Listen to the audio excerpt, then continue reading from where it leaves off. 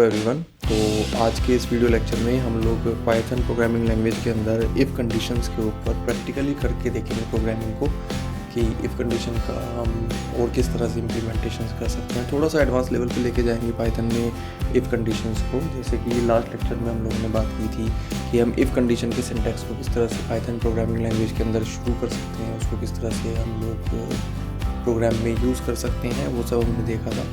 तो चलिए बिना देरी किए हम अपनी क्लास को शुरू करते हैं। सबसे पहले हमें क्या करना होगा, सबसे पहले हमें VS कोड को ओपन करना होगा।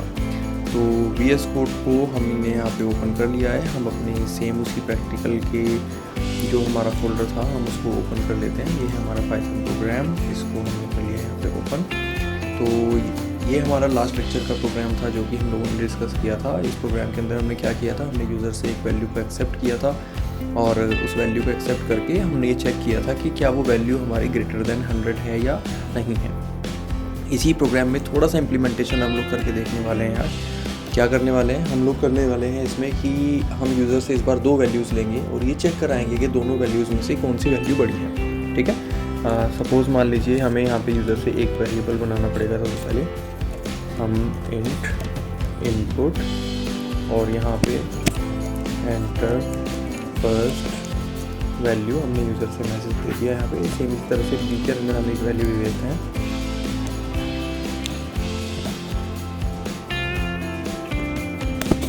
एंटर सेकंड वैल्यू, हमने 2 वैल्यू यूज़र से यहाँ पे ले लिया। अब हमें क्या करना है, अब हम यहाँ पे कंडीशनल स्टेटमेंट का यूज़ करके ये चेक करना है कि दोनों वैल्यूज में से कौन सी वैल्यू बड़ी है। तो हम कैसे करेंगे, सबसे पहले हमें लिखना होगा इफ, उसके बाद हम लिखेंगे a is greater than b। क्या a की वैल्यू b से बड़ी है। अब ये कंडीशन अगर ट्रू होती है तो हमें क्या करना है, तो हमें प्रिंट करा देना है a इज़ ग्रेटर। हम यहाँ पे a इज़ ग्रेटर प्रिंट करा देंगे। और एल्स में अगर हमारी a is greater than b नहीं है तो सीधी सी बात है हमारा b ग्रेटर देन हो जाएगा a से। तो हम यहाँ एल्स में डायरेक्ट प्रिंट लिख देंगे। प्रिंट में हम क्या शो कराएंगे, b इज़ ग्रेटर। हम यहाँ पे प्रिंट करेंगे इसको, जी को हम यहाँ पे कैपिटल कर देते हैं। तो ये हमारा प्रोग्राम यहाँ पे कंप्लीट हो गया। एक बार इसको हम रन करके देखते हैं कि ये हमारा आउटपुट क्या आ रहा है। देखिए यहाँ पे हमारे पास यूज़र से वैल्यू एक्सेप्ट करने के लिए मैसेज आ चुका है। एंटर फर्स्ट वैल्यू, मैंने यहाँ पे एंटर कर दिया 10। एंटर सेकंड वैल्यू, मैंने यहाँ पे एंटर कर दिया 20। तो मेरा आउटपुट स्क्रीन पे मैसेज क्या आना चाहिए, b इज़ ग्रेटर। तो देखिए हमारा जैसे ही हमने एंटर बटन को प्रेस किया तो b इज़ ग्रेटर हमारे यहाँ आउटपुट स्क्रीन पे शो कर दिया गया है। ठीक है, सेम इसी तरह से दोबारा से प्रोग्राम को रन करते हैं और इस बार हम कुछ और वैल्यू डाल कर दे लेते हैं। सपोज मान लीजिए a में हमने वैल्यू डाली 50 और b वैल्यू में हमने डाल दी यहाँ पे 30। अब हमारा आउटपुट स्क्रीन पे मैसेज क्या आना चाहिए, a इज़ ग्रेटर। तो देखिए a इज़ ग्रेटर हमारे यहाँ पे आउटपुट स्क्रीन पे मैसेज शो कर दिया गया। ठीक है, तो इस तरह से हम क्या कर सकते हैं, हम यहाँ पे चेक कर सकते हैं यूज़र से 2 वैल्यूज़ को एक्सेप्ट करके कि दोनों वैल्यूज़ में से कौन सी वैल्यू बड़ी है। इसी प्रोग्राम में थोड़ा सा और एडवांस लेवल पे अगर हम जाएंगे तो हमें यहाँ पे पता होगा कि a और b जो 2 वैल्यू हम यूज़र से एक्सेप्ट कर रहे हैं, इन दोनों वैल्यूज़ का इक्वल होने के चांसेस भी हैं, जो कि हम लास्ट प्रोग्राम के अंदर एज अ एक्सेप्शन बात की थी कि यूज़र से जो वैल्यू आ रही है जिसमें हमने 100 से चेक कराया था, तो हमने बात की थी वहाँ पे कि जो यूज़र वैल्यू एंटर कर रहा है वो 100 के इक्वलेंट भी तो हो सकती है। तो उस केस में हम क्या कर सकते हैं, उस केस में हम कंपैरिजन ऑपरेटर का इस्तेमाल कर सकते हैं। कंपैरिजन ऑपरेटर में क्या होता है, हम 2 अलग अलग वैल्यूज़ को एक दूसरे के साथ कंपेयर कर सकते हैं with the help of if condition कि क्या दोनों की वैल्यू इक्वल है या नहीं है। ठीक है, कैसे होगा, सपोज़ मान लीजिए इसी प्रोग्राम में हम मैनिपुलेशन कर देते हैं अपने। तो हमने यूज़र से 2 वैल्यूज़ को एक्सेप्ट कर लिया है और 2 वैल्यूज़ को एक्सेप्ट करने के बाद हम यहाँ क्या करेंगे, इफ़ a इक्वल b। ठीक है, हमने यहाँ पे चेक कर लिया। अगर a और b की वैल्यू इक्वल है तो हम यहाँ पे प्रिंट करा देंगे बोथ वैल्यूज आर इक्वल। यहाँ पे ये मैसेज दे देंगे और यहाँ पे हमें एल्स भी लगाना है। एल्स में हम क्या करेंगे, एल्स में हम प्रिंट कर देंगे अगर कंडीशन फॉल्स हो जाती है तो हम क्या करेंगे, both values are not equal. ठीक है, हम यहाँ पे ये मैसेज प्रिंट करा दें। तो इस प्रोग्राम को रन करके दिखाता हूँ मैं आपको।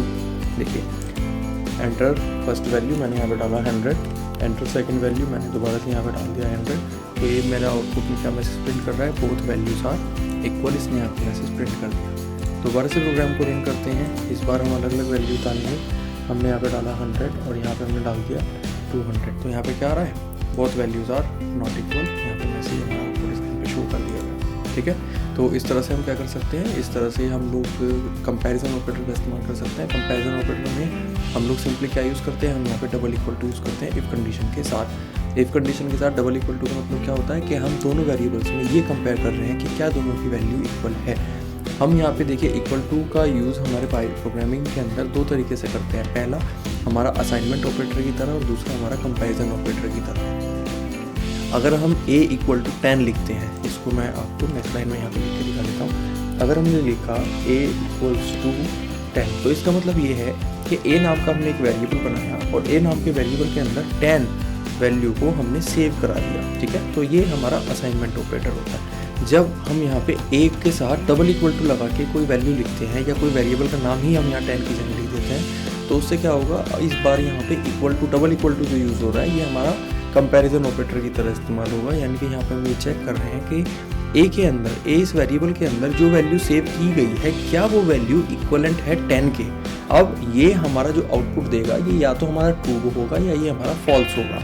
ठीक है, यहाँ पे हम a के अंदर वैल्यू को सेव नहीं कर रहे हैं। a के अंदर अगर हमें वैल्यू सेव करनी है तो हमें सिंगल इक्वल टू का इस्तेमाल करना पड़ेगा, जो कि हमारा एक असाइनमेंट ऑपरेटर होता है। अगर हमें वैल्यू को कंपेयर कराना है तो हम यहाँ पे कंपैरिजन ऑपरेटर यानी कि डबल इक्वल टू साइन का यूज़ करते हैं। ठीक है, तो इस तरह से हम लोग क्या कर सकते हैं, डबल इक्वल टू का यूज़ करके ये चेक करा सकते हैं कि क्या a और b के अंदर जो वैल्यूज़ हैं क्या वो दोनों वैल्यूज़ इक्वलेंट हैं एक दूसरे के। अगर है तो ये कंडीशन ट्रू हो जाएगी और हमारा ये मैसेज प्रिंट हो जाएगा। अगर ये कंडीशन हमारी फॉल्स हो जाती है तो मेरा कंट्रोल कहाँ जाएगा, एल्स के पास जाएगा और मेरा इस लाइन को प्रिंट कर दिया जाएगा। ठीक है, तो इस तरह से हम क्या कर सकते हैं, इस तरह से हम कंपैरिजन ऑपरेटर का इस्तेमाल कर सकते हैं। आप डिफरेंट प्रोग्राम में अपने रिक्वायरमेंट के हिसाब से कंपैरिजन ऑपरेटर को यूज़ करने की प्रैक्टिस कर सकते हैं। ठीक है, चलिए अगले प्रोग्राम की तरफ हम लोग मूव करते हैं। कंडीशनल स्टेटमेंट के अंदर हम लोग क्या कर सकते हैं, हम लोग यहाँ पे मल्टीपल कंडीशंस को भी चेक कर सकते हैं। किसकी मदद से, ऑपरेटर्स की मदद से। ठीक है,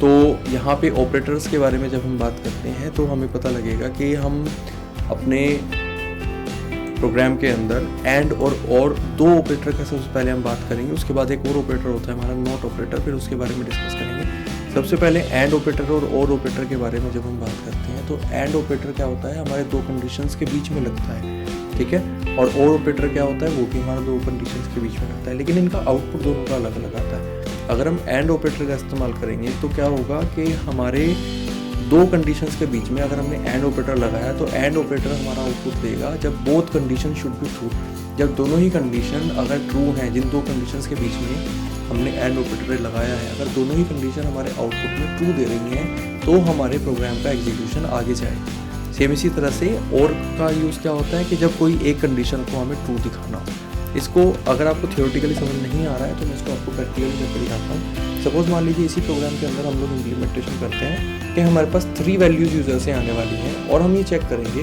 कि 3 वैल्यूज़ में से कौन सी वैल्यू बड़ी है। कैसे होगा, हमें यहाँ पे 2 वैल्यूज़ ऑलरेडी हमने एक्सेप्ट की हुई है, अब हम यहाँ एक और तीसरी वैल्यू यहाँ पे एक्सेप्ट कर लेते हैं। एंटर थर्ड वैल्यू, हमने 3 वैल्यू यूज़र से एक्सेप्ट कर ली। अब हमें क्या करेंगे, हमें चेक करना है कि तीनों में से कौन सी वैल्यू बड़ी है। इफ सबसे पहले क्या करेंगे, a की वैल्यू को b के साथ कंपेयर करेंगे, फिर इसी तरह से a की वैल्यू को हम c के साथ कंपेयर करेंगे कि क्या a की वैल्यू ग्रेटर है b से। ठीक है, ये हमारी एक कंडीशन हो गई। अब इसी के साथ साथ हम लोग क्या लगाएंगे, यहाँ पे लिखेंगे हम एंड के बाद हमें a को किससे ग्रेटर चेक करना है। अब a is greater then c हमने यहाँ पे लिख दिया। अगर ये दोनों ही कंडीशन क्या होंगी, ट्रू होंगी, क्योंकि एंड ऑपरेटर के केस में क्या होता है, both conditions should be true, दोनों ही कंडीशन हमारी ट्रू आउटपुट में आनी चाहिए। तो अगर दोनों ही कंडीशन आउटपुट में आएंगी तो क्या होगा, तो हम प्रिंट कर देंगे क्या, a इज ग्रेटर, हम लोग यहाँ पे प्रिंट कर देंगे। राइट, सेम इसी तरह से अब हमें यहाँ पे जिस तरह से हमने a को प्रिंट कराया, a को जिस तरह से हम लोग चेक करा रहे हैं b के साथ और c के साथ, इसी तरह से हम b को a और c के साथ कंपेयर कराएंगे और सेम इसी तरह से c को हम a और b दोनों के साथ कंपेयर कराएंगे।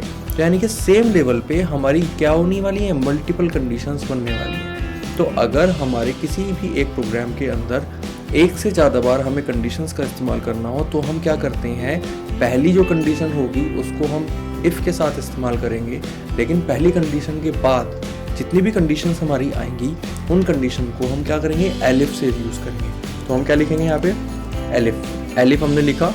एलिफ लिखने के बाद अब हम यहाँ पे क्या करने वाले हैं, एलिफ एक शॉर्ट फॉर्म होती है बेसिकली किसकी, एल्स इफ की। तो एल्स इफ को शॉर्ट में कर दिया गया पाइथन प्रोग्रामिंग के अंदर एलिफ। अगर हम किसी दूसरी प्रोग्रामिंग लैंग्वेज के बारे में बात करेंगे, जैसे C++ हो गई, जावा हो गई, .NET हो गई, तो इन सब प्रोग्रामिंग लैंग्वेजेस में क्या होता है, एल्स इफ अलग अलग वर्ड्स लिखे जाते हैं, लेकिन पाइथन प्रोग्रामिंग लैंग्वेज के अंदर इसको क्या कर दिया गया, शॉर्ट कर दिया गया एलिफ के फॉर्म में।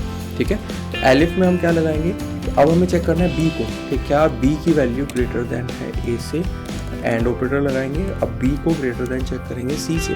अगर दोनों ही कंडीशंस ट्रू हैं तो हमें यहाँ पे क्या प्रिंट करना है, तो हम यहाँ पे प्रिंट कर देंगे बी इज ग्रेटर, हम यहाँ पे प्रिंट करेंगे। ठीक है, इसी तरह से अब एक और एलिफ हमें यहाँ पे चाहिए। हम एलिफ लगाएंगे सी के लिए कि क्या सी की वैल्यू ग्रेटर देन है ए से, and C is greater than B.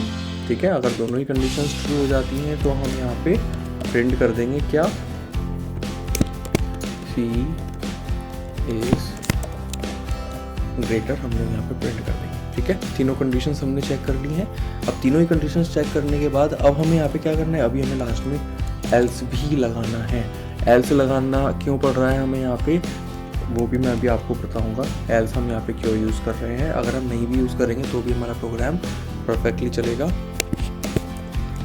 हम यहाँ पे रॉन्ग वैल्यू यहाँ पे मैसेज डाल देते हैं। सपोज मान लीजिए क्यों मैसेज डाला है हमने यहाँ पे, मैं आपको बताता हूँ कि अगर किसी कंडीशन में कोई वैल्यू हमने ऐसी डाल दी जो इन तीन में से किसी भी कंडीशन को क्रॉस नहीं कर पाएगी, इन तीनों में से कोई भी कंडीशन हमारी सक्सेसफुली पास नहीं हो पाई, तो उस केस में हमें क्या हेल्प करेगा, हमें एल्स पार्ट यहाँ पे हेल्प करेगा। ठीक है, इस प्रोग्राम को मैं आपको रन करके दिखाता हूँ।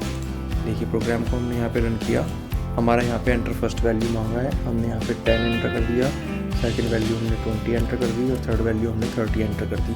तो तीनों वैल्यूज़ हम एंटर कर चुके हैं। तो मेरा आउटपुट स्क्रीन पे क्या प्रिंट होना चाहिए, C इज़ ग्रेटर प्रिंट होना चाहिए। देखिए जैसे ही मैंने प्रोग्राम को रन किया तो यहाँ पे क्या हुआ, C इज़ ग्रेटर मेरा आउटपुट स्क्रीन पे प्रिंट आ गया। कैसे हुआ, हमने जब तीनों वैल्यूज़ को चेक किया तो यहाँ पे सबसे पहले मेरी ये इफ़ कंडीशन को रन किया गया और इस कंडीशन के अंदर यहाँ पे चेक हुआ कि क्या A की वैल्यू B से ग्रेटर है।